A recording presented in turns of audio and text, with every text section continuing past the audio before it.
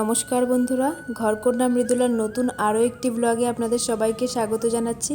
আশা করছি যে যেখান থেকে আমার ভিডিওটি দেখছেন সবাই সুস্থ আছেন, ভালো আছেন।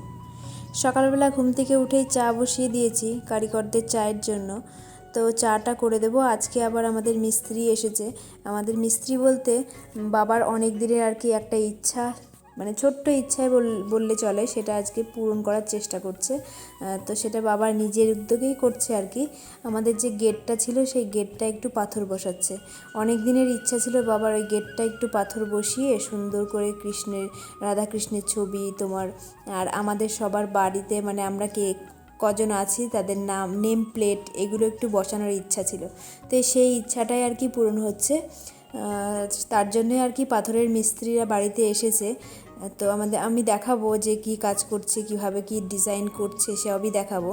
তার আগে ওদেরকে একটু চাটা দিয়ে আসি। আমার ভিডিওটি যে যেখান থেকে দেখছেন একটু ধৈর্য ধরে দেখবেন আর একটু লাইক দিয়ে কমেন্ট করে একটু পাশে থাকবেন। আশা করছি আপনাদের ভালো লাগবে। আর একটু অনুরোধ রইল, পুরো ভিডিওটি দেখবেন। তো এই কার্পেটটা দেখতে পাচ্ছেন, এই কার্পেটটা হলো আমার ননদ কিনে নিয়ে এসেছে, ওর জন্য একটা, আমার জন্য একটা।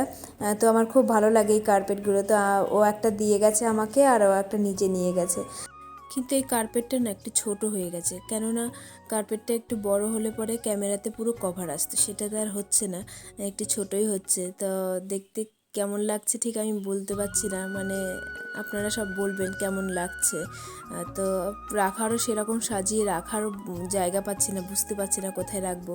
তো টেবিলের মাঝখানটায় আমি এটা রেখে আর কি ভিডিওগুলো করছি। একটু ছোট ছোট জায়গায় রাখলে পরে একটু ভালো লাগবে দেখতে আরও। তো চলুন চাটা ওদেরকে দিয়ে আসি। আর এই দেখুন আমাদের এখানে যে কাজ চলছে পাথরের, সেই কাজই চলছে, বাবা দাঁড়িয়ে আছে। আর বললাম না যে রাধাকৃষ্ণের ছবিগুলো সব লাগাচ্ছে, সেই সবই কাজ চলছে। রাধাকৃষ্ণের ছবি লাগাচ্ছে ওটা। আর প্রথমে একটু ভুল করে ফেলেছিল, সেগুলো আবার বাবা ঠিক করে দিল। এই দেখুন, এগুলো হলো গৌরনিতায়ের ছবি আর নিচে এই যে আমাদের নেম প্লেট, মানে হরি সহায় লিখে আমার শ্বশুরের নাম দিয়েছে, শাশুড়ির নাম, তারপরে মেয়ের নাম, দুই মেয়ের নাম, তারপরে পুত্রবধূ, এইভাবে সবার নামই আর কি দিয়েছে। তারপরে হলো মেয়েদের ছেলে মেয়ে, নাতি নাতনি, তারপরে আমার মেয়ে, এরকম নাম সবার নাম দিয়ে একটা নেম প্লেট করেছে। মানে আমার শ্বশুর শাশুড়ি আর কি ছেলে, দুই মেয়ে আর এক ছেলে, তার পরিবারে আর কি কজন আছে সেই কজনেরই আর কি নাম দিয়েছে। তো খুবই সুন্দর হয়েছে। এর মধ্যে একটা মজার ঘটনাও আছে, মানে আমার শ্বশুরমশাই নেম প্লেটটা নিজেই করে নিয়ে এসেছে।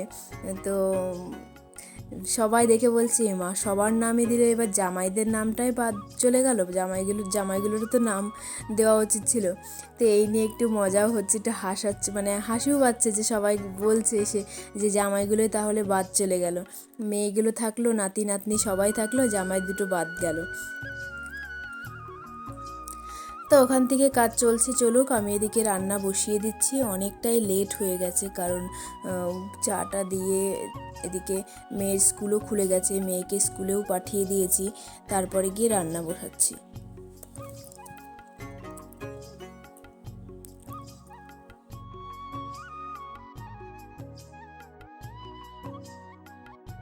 তো ওদিকে জলটা বসিয়ে দিয়েছি, জল গরম হয়ে গেলে চালটা ধুয়ে তারপর দিয়ে দেবো। যদি কিছুক্ষণ আগে আর কি চালটা ভিজিয়ে রাখা যায় না, তাহলে ভাতটা খেতে আরও সুন্দর লাগে। চালটা একটু ভিজে গেলে পরে সেই গরম ভাতের, মানে গরম জলের মধ্যে চাল দিলে পরে সেই ভাতটা খুব লম্বা লম্বাও হয় আর খেতেও অনেকটা টেস্টি হয়, ভালো লাগে আর কি। ভাতটা পুরো লম্বা লম্বা হবে, একটার গায়ের সঙ্গে আর একটা লাগে না, খুবই সুন্দর হয় চালগুলো। কিন্তু ভিজিয়ে রাখার সময় কিন্তু আর হয়ে ওঠে না, মানে অন্যান্য কাজ করতে করতে চাল ভিজিয়ে রাখার সময় থাকে না। তো এই যে বললাম, চাল ধোয়ার সাথে সাথে এদিকে জলটাও গরম হয়ে গেছে, এদিকে চালটাও দিয়ে দিচ্ছি। আর অনেকটা গ্যাসেরও তো ব্যাপার থাকে, যে জল গরম হয়ে জল ফুটিয়ে চাল ভেজানো দিতে দিতে অনেকটা গ্যাস পুড়ে যায়, সেই কারণে আর অতটা সময় নিয়ে আর করি না, হালকা একটু জল গরম হলেই দিয়ে দিই। এদিকে সকালে তাদের চা দিয়েছি, আর দেওয়ার প্রতিদিনের অভ্যাস দুধ চা খাওয়া। তো সেও দুধ চাটাই করছে, দুধ চা করে নিয়ে ওর প্রত্যেক দিন সকালের ব্রেকফাস্ট বললেই হয়, সকালে কোনো খাবার খায় না, ওই দুধ চা একটু বিস্কুট খায়, ব্যাস, আবার সেই দুপুরে খায়। সকালের খিদে পায় না ওর, মানে ও ও খিদেই পায় না, খাবার দাবার ওর বিরাট মানে ভীষণ সিমসাম। মানে দুপুরবেলা একবেলা খাবে, রাতে ইচ্ছা হলে খেলো, না হলে পরে ওই সকালবেলা দুধ চা।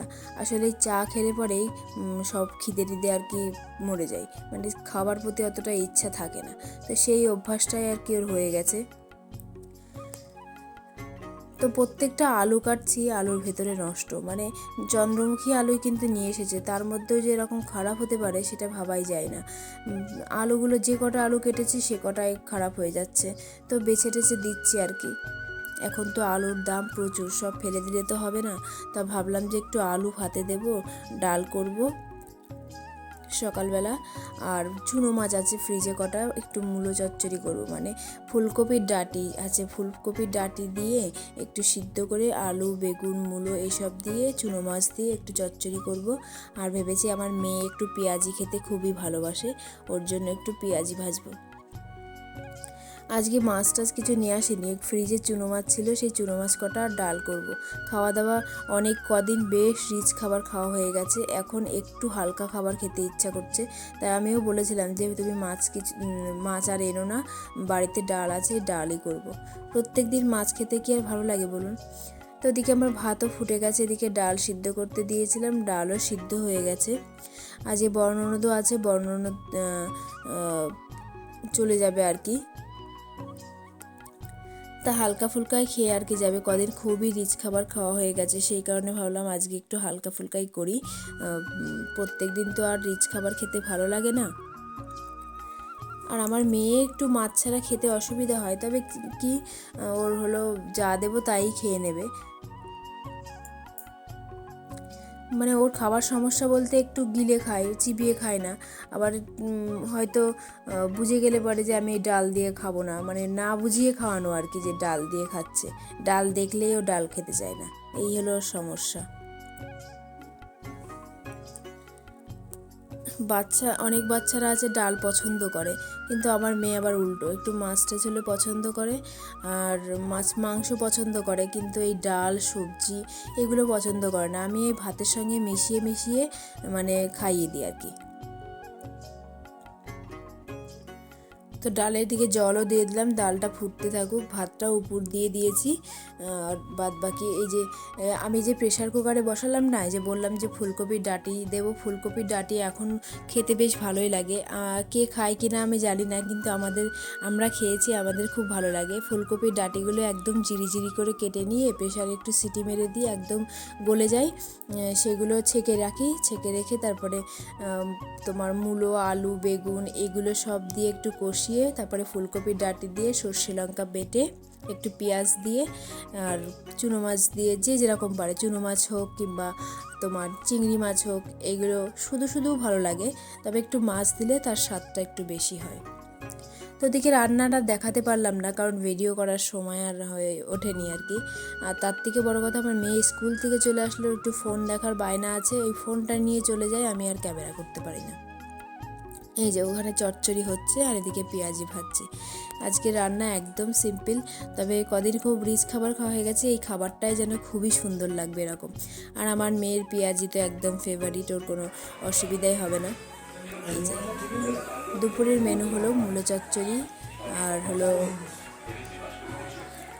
আর একটা কথা তো বলতেই ভুলে গেছি, দিয়া তো আবার এই ডাল টাল খাবে না, ও পার্লার থেকে বাড়ি এসে ওই ডিম মানে অমলেট করে একটু কষা কষা করেছিল, কালিয়া মতন আর কি, সেটাই আর কি খাওয়াচ্ছি, মনাকে খাওয়াবো বলে নিয়েছি। তো দিদিরা এদিকে বেরিয়ে যাচ্ছে, সঞ্জু আর দিদি ছিল, ওদেরকে একটু এগিয়ে দিচ্ছে, আর আমি ওদের সঙ্গে যাচ্ছি পার্লারে, সময় হয়ে গেছে পার্লারে যাওয়ার। তো মনাও আজকে খুব একটা বায়না করেনি। তো পার্লারে আস্তে আস্তে দেখি, কালকে তো জগদ্ধাত্রী পুজো, সেই কারণেই মাকে নিয়ে চলে এসেছে, পুরো শাড়িটা পরিয়ে নিয়ে চলে এসেছে, একদম দেখুন রঙটা কেমন ভেজা ভেজা, মানে কাঁচা অবস্থায় নিয়ে এসেছে। আর এখানে এসে শোলার যে গহনাগুলো হয় না, পুরো শোলার গহনা পরাবে, শোলার ডিজাইন করা তোমার হার কানের এগুলো, তো এভাবেই নিয়ে এসছে। তো আমি আবার দাঁড়িয়ে একটু প্রণামও করে নিলাম, একটু মায়ের দর্শনও হলো। তো মাকে নিয়ে যাওয়ার টেকনিকটা কীভাবে দেখেছেন, দুটো চটা মানে বাঁশের চটা পেতে সবাই টানতে টানতে আর কে নিয়ে যাচ্ছে, নাহলে উঁচু করে নিয়ে যেতে গেলে তো এখান দিয়ে যাবে না, এর আগের বার এরকম ঠাকুর নিতে গিয়ে আমার যে ওখানে যে লাইটের ব্যানার আছে, মানে আমার যে Shreyasi makeup and beauty parlour, সেই ব্যানারটা আর কি ভেঙে ফেলেছিল আগের বার। তবে এবছর আর সেরকম করেনি, এবছর ঠাকুরটা নামিয়ে এরকম চটা দিয়ে টানতে টানতে আর কি নিয়ে গেছে। উঁচু করে নিয়ে যাওয়া সম্ভব না, প্যান্ডেলের ভেতরেও ঢুকতো না। তো এদিকে এই যে দাদা তো মানে বলছে একটু ভিডিও করো, পুজো আজকে পুজোর দিনেরটা দেখাচ্ছি, কালকে তো নিয়ে গেল, তার পরের দিনের ভিডিও। পুজো চালু হয়ে গেছে, এই যে মায়ের পুজো হচ্ছে। বললাম না মাকে কী সুন্দর সাজিয়ে দিয়েছে, বললাম সবই মানে শাড়ি পরে শুধু নিয়ে গেছিলো, তারপরে সব শোলা দিয়ে সুন্দর করে সাজিয়েছে। তো এখানে সব আশেপাশের সবাই একটু অঞ্জলি দিচ্ছে, যেহেতু একদিনের পুজো, তো অষ্টমী নবমী একদিনে করে নিচ্ছে, মানে ষষ্ঠী সপ্তমী অষ্টমী একদিনে সব শেষ করে নেয়। তো আজকের ভিডিওটা এখানেই শেষ করছি।